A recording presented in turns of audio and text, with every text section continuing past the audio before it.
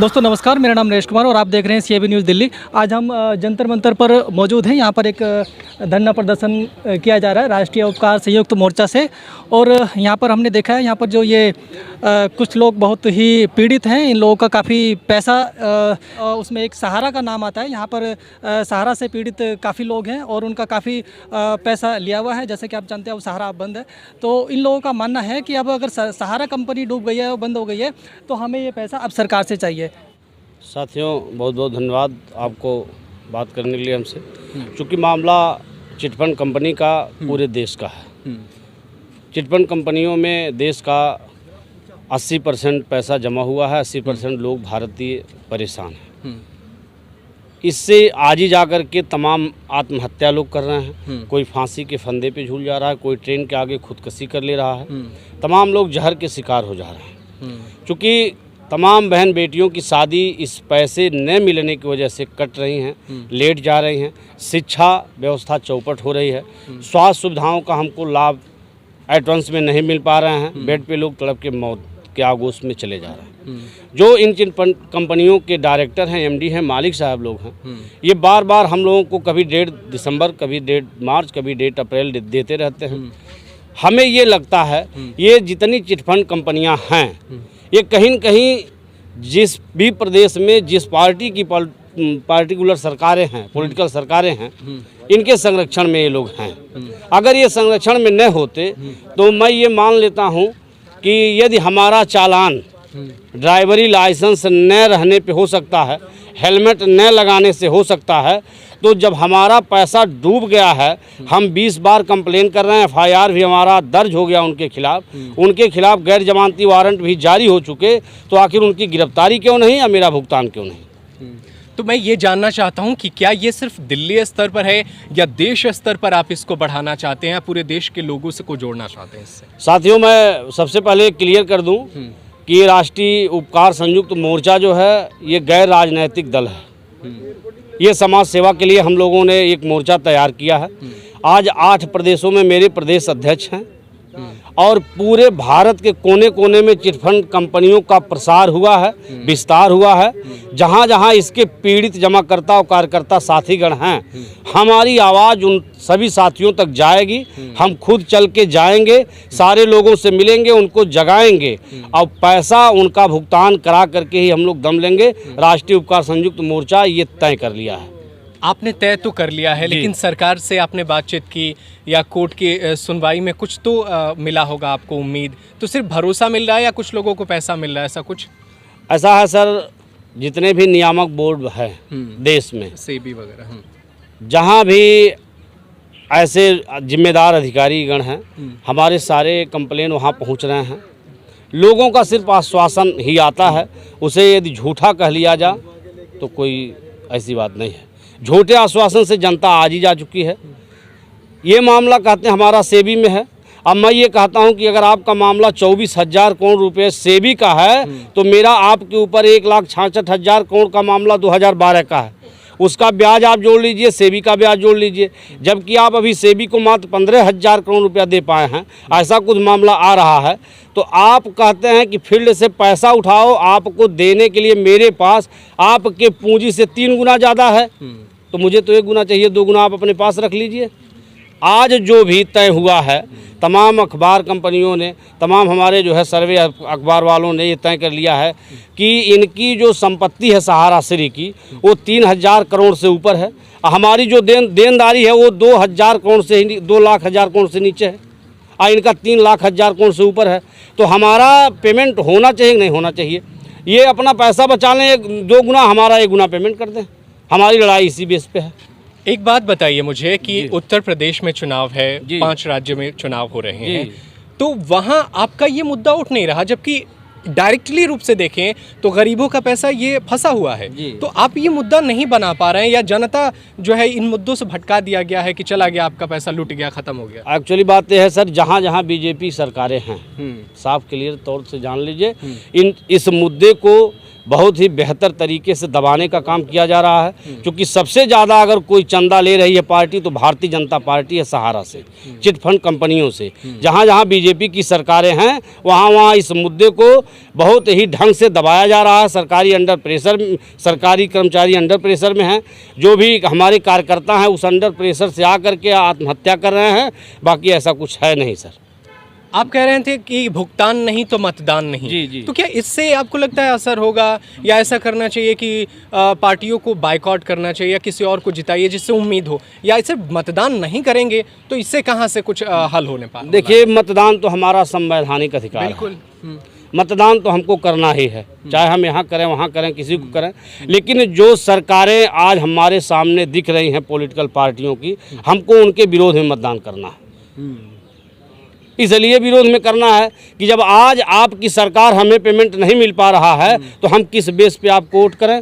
इस विषय में हम ये कहेंगे जहाँ जिसकी सरकारें हैं उसके खिलाफ मतदान कर दिया जाए। अच्छा, अभी हाल ही में आप इनसे बात करते हैं। अभी हाल ही में बजट पेशी के दौरान निर्मला सीतारमण ने कहा कि हम अमृत काल में आ गए हैं, हम अगले 25 वर्ष तक अमृत काल में रहेंगे। तो अमृत काल में आप रहने के बावजूद भी पैसा फंसा हुआ है, दिलवाइए। अमृत काल में मिल नहीं पा रहा है पैसा, सरकारें देना नहीं चाहती हैं, या कोई इस पर गौर नहीं करना चाहता? राधेश्याम सोनी, सिद्धार्थनगर, भारतीय उपकार संयुक्त मोर्चा के महासचिव। मेरा अभी तक शिक्षित बेरोजगारी के नाम पर हिंदुस्तान में सबसे बड़ी संख्या है, और सरकार से हमारी शिकायत है कि अगर आप चिटफंड कंपनियों का जो आज पूरे भारतवर्ष में कोने कोने, जहाँ तक हम लोगों ने संपर्क साधा कि 80% घर सहारा PACL, आदर्श जैसी चिटफंड कंपनियों से फंसे हुए हैं। उनको लाइसेंस किसने दिया?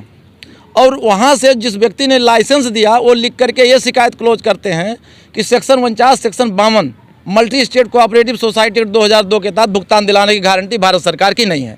मैं पूछता हूँ इस हिंदुस्तान के सबसे बड़े मंच जंतर मंतर से, और धन्यवाद देता हूँ आप CG न्यूज़ चैनल को कि आपने हमारी बात को दिखाने का जो है साहस किया। नहीं तो बड़े TV चैनल से हम लोगों ने जब वार्ता किया तो लोग इन चिटफंड कंपनियों के नाम से जो है दूर भागते हैं, इनका मतलब दिखाना नहीं चाहते।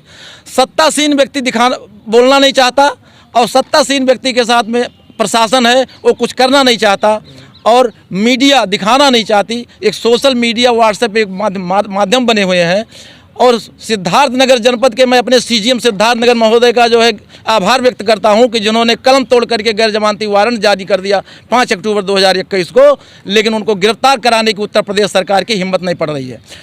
अभी तक उच्च न्यायालय इलाहाबाद ने भी डायरेक्शन दे दिया कि इनका विशेष वाहक भेज के तामीला कराया जाए, जो कि 250 किलोमीटर की दूरी है मात्र सिद्धार्थनगर से, उसका तामीला नहीं हो पा रहा है। अच्छा, एक बात बताइए, मेरा सवाल ये है कि सरकार 5 kg अनाज दे रही है प्रति व्यक्ति, 500 रुपये खाते में दे रही है, बहुत सारी योजनाएं हैं, तो अब ये सब फ्री में ले रहे हैं तो भूल क्यों नहीं जाते आप अपने पैसों को?